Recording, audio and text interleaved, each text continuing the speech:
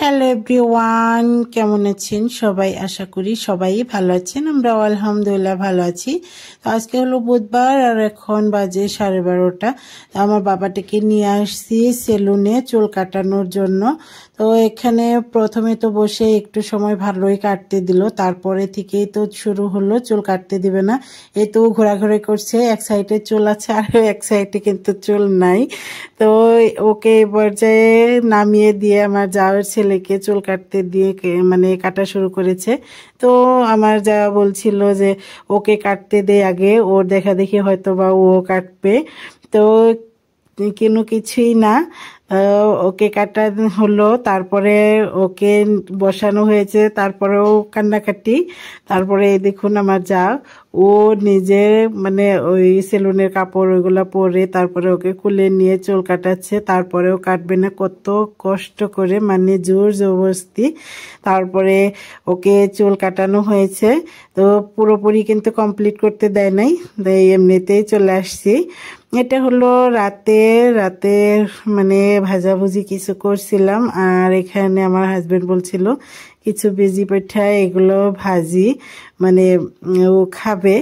তো কি বানালে একটু টেস্ট করি। ও নিজেই ভাজছে আর এদিক থেকে আমি কিন্তু মানে বিট, আলু, গাজর এগুলো দিয়ে ভাজি করছিলাম একটা। বিটের ফ্লেভার আপনাদের কাছে কেমন লাগে জানি না, আমার কাছে খুবই মানে বাজে লাগে। তো ওই জন্য বিটটা আগে কেটে তারপরে ভাপিয়ে নিয়েছি, ভাপিয়ে নিয়ে তারপরে গাজর আলু একসাথে করে তারপরে ভাজি করেছি। এতে কিন্তু এই বিটের যে একটা ব্যাড স্মেল আছে ওটা আর পাওয়া যায় নাই। তো ওই হিসেবে আর কি খেতে পেরেছি। কালারটাও কিন্তু দারুণ দেখাচ্ছিল যখন একসাথে করে ভাজছিলাম। দেখুন, আপনারা দেখলেও বুঝতে পারবেন। এদিক থেকে তো বেজি পিঠা ভাজা চলছেই। তো এটা হলো পরের দিন, মানে হলো বৃহস্পতিবার সকাল। এখন 9:30 মতো বাজে। রুটি বানাচ্ছি আর এই চিকেনগুলা এগুলো আমার আম্মু কালকে আসছিল, মানে আমার আম্মু আর আব্বু আসছিল ঘুরতে। আসার পরে চিকেনগুলা নিয়ে আসছিল, আমি রুটি বানাচ্ছিলাম আর কালকে রাতের যে ভাজিগুলা ওটাও রয়ে গিয়েছে। তো এগুলো দিয়ে যারা যারা রোজা নাই তারা খেতে পারবে। তো এখানে বানাচ্ছি। আমার মেয়েও কিন্তু ওর নানা নানুর সাথে গিয়েছে, তো ওকে খুবই মিস করছিলাম। এই তো এখন হলো এগুলা বানাচ্ছি। আর ওদিক থেকে কিন্তু মিল্ক নিয়ে আসছে, ওখানে 4 লিটারের মতো মিল্ক আছে। মিল্কগুলাও গরম করে নিব, এখন জাল দিয়ে নিব। এই চিকেনগুলা থাক। তো এখন চিকেনগুলো গরম করে নিচ্ছি, রুটি ভেজে নিচ্ছি, আর এদিক থেকে বিটগুলাও ভাজি করে নামিয়ে রেখে তারপরে চিকেনগুলো গরম করেছি। একদিক থেকে কিন্তু মানে মিল্কগুলাও গরম করে নিয়েছি। এই দেখুন মিল্কের কালার, বাপরে বাপ, আমি দেখে একদমই অবাক। মানে জাল করে রেখে দিয়েছি, দেখি এরকম করে মানে পুরা হলুদ হয়ে আছে সরপরে। এখন হলো বিকেল, তো বিকেল বেলায় আমি রান্না করব। তো ভাবছি আজকে একদমই তাজা সবজি দিয়ে রান্না করব, কারণ আমাদের পাশের বাড়িরই ননাস সম্পর্কে, মানে আমার শ্বশুরের ধর্ম মেয়ে। তো ধর্ম মেয়ে ওনাদের মানে আমরা অনেক সম্মান করি ননাস সম্পর্কিত।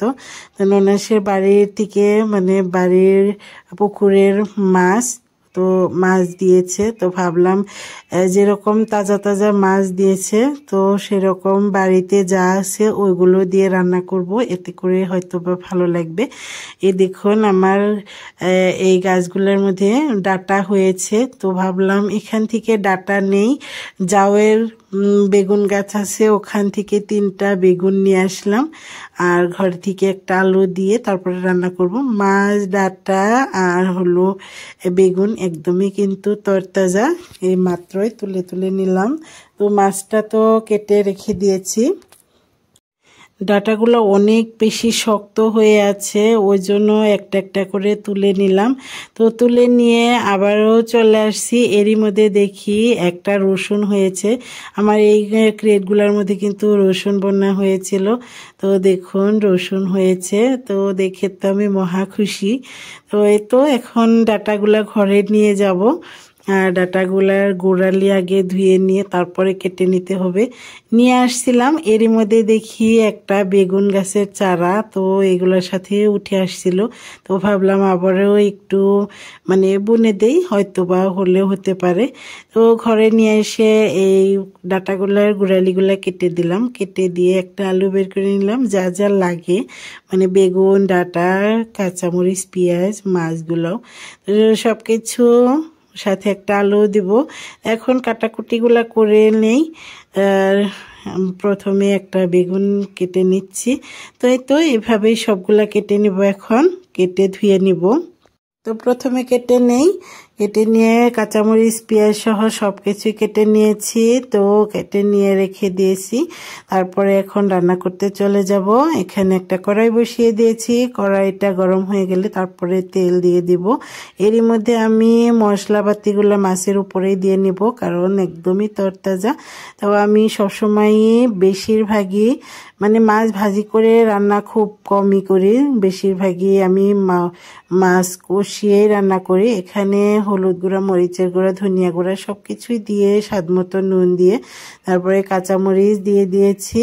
তো নুনটা একটু কম করে দিয়েছি, যদি প্রয়োজন হয় তার মানে পরে দিব, এটা বলেই মানে ভেবেই দিয়েছি। কারণ সবজিগুলা কিন্তু একদমই তরতাজা, হয়তো বা একদমই গলে যেতে পারে বা কমিয়ে যেতে পারে।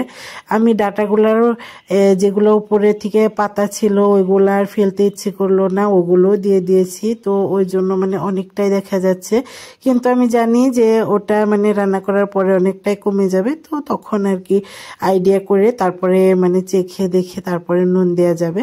এই তো এখানে সব কিছুই মশলাপাতির মধ্যে মানে মাছ সহ মশলাপাতি সহ দিয়ে দিলাম সোমবারের মধ্যে। কারণ এগুলো জাপানি মাছ, এগুলো কিন্তু অনেকটাই নরম হয়। খুব বেশি নাড়াচাড়া করলাম না, একটু নাড়াচাড়া করেই একটু পানি দিয়ে দিলাম। পানি দিয়ে একটু ঢাকনা দিয়ে ঢেকে দিয়েছিলাম। এখন বলক উঠে গিয়েছে, মানে মাছগুলো কষানো হয়ে গিয়েছে। এখন মাছগুলো তুলে নেব। এই অবশিষ্ট যে ঝোলের মানে মশলা সহ ঝোলের পানি রয়ে গিয়েছে, তো ওটার মধ্যেই কিন্তু সবজিগুলো দিয়ে দিব। সবজিগুলো দেওয়ার পরে নাড়াচাড়া করে নিয়ে ঢাকনা দিয়ে ঢেকে ঢেকে এগুলো মানে কষিয়ে নিব। কষিয়ে নিয়ে তারপরেই কিন্তু এই ইয়াগুলো দিব, মানে ঝোলের পানি দিব। এরই মধ্যে একটাই রিকোয়েস্ট, যদি আমার এই ভিডিওটি আপনাদের কাছে ভালো লেগে থাকে অবশ্যই একটা লাইক করবেন, কমেন্ট করবেন, আর ফ্রেন্ড অ্যান্ড ফ্যামিলির সাথে শেয়ার করতে পারেন। তো আর যদি চ্যানেলে নতুন হয়ে থাকেন অবশ্যই চ্যানেলটা সাবস্ক্রাইব করবেন প্লিজ। মানে ইদানিং আমার সাবস্ক্রাইবের পরিমাণ মনে হয় বাড়ছেই না। আমি কিন্তু অনেক কষ্ট করে ভিডিও বানাই। প্রথমে যখন ভিডিওগুলো বানানো শুরু করলাম তখন কিন্তু একটুও ভাবি নাই যে এই ভিডিও বানানোর পিছনে এতটা কষ্ট থাকে। তো এখন যখন আমি নিজে বানাচ্ছি এখন কিন্তু আমি ওইটা বুঝতে পারি যে ব্লগারদেরও মানে ইউটিউব করা বা ভিডিও বানানো এটা কিন্তু অতটাও সহজ না। তো যাই হোক, যদি এই পথে এসেছি তো আমি যাতে সাকসেসফুলি হতে পারি, আপনারা প্লিজ একটু পাশে থাকবেন আর আমাকে সহায় করবেন। এই তো এরই মধ্যে কিন্তু আমি এই তরকারিগুলা মানে কষিয়ে নিয়ে ঝোলের পানি দিয়েছি, তারপরে মাছগুলা দিয়ে দিলাম, উপর থেকে ধনিয়া পাতাও দিয়ে দিলাম। এখন একদমই হয়ে যাওয়া পর্যন্ত জাল দিয়ে তারপরে নামিয়ে নিব। এরই মধ্যে কিন্তু আমার তরকারিটা হয়ে গিয়েছে। তো আমি একটু টেস্ট করে নিয়েছিলাম, নুন কম হয়েছিল, তো নুনও দিয়ে দিলাম। এই তো আজকের ভিডিও এ পর্যন্তই। দেখা হবে নেক্সট কোনো ভিডিওতে। ততক্ষণ পর্যন্ত ভালো থাকবেন, সুস্থ থাকবেন, আমাদের জন্য দোয়া করবেন। আজকের ভিডিও এ পর্যন্তই। আল্লাহ হাফিজ।